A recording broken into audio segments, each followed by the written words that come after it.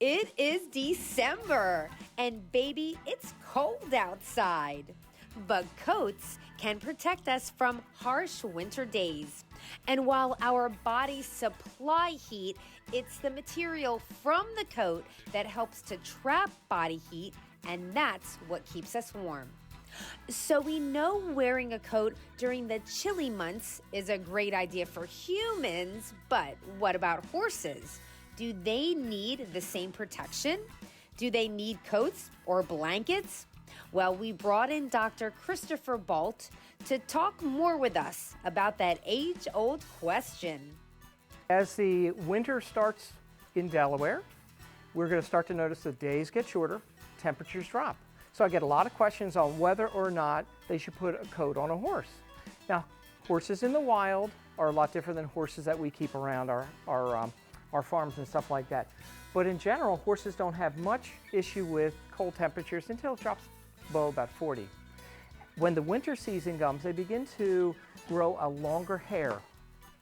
Horses have a number of different layers of their coat, and as the winter comes along, as the hair grows longer, the hair stands away. Underneath the layers, air gets trapped, and the air acts like a comforter to keep the horse warm.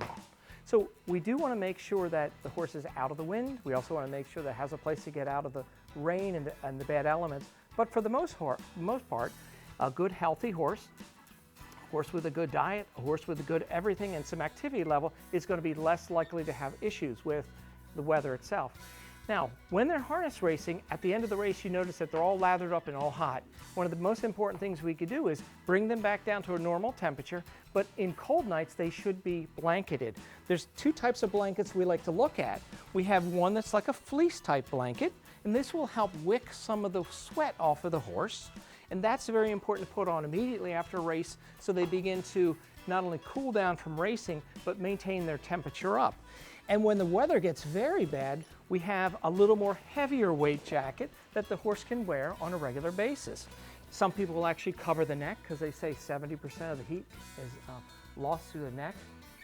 But I think that if you can, after racing, you put a wicking coat on, either fleece or one of those materials that pulls the sweat off, allow them to bring back up to temperature, and if the weather's going to be consistently below freezing, it's not a bad idea to put your coat on, just like we do. But one of the best things that we could do to maintain the temperature of the horse is allow them to move around, and one of the best things we could do is have them to have free access to hay, because it's through the process of eating and fermentation within its stomach that heat is actually generated. So access to hay, a coat when needed, turnout when needed, and put in a responsible way, and you should have no trouble with this horse this winter. Thanks, Dr. Baldt, for another super feature on keeping our horses happy and healthy. There are plenty of Dr. Baldt's educational segments on our YouTube channel. Just log on to youtube.com/Posttime Show. And of course, you can reach out to Dr. Baldt directly by logging on to his website at drbaldt.com.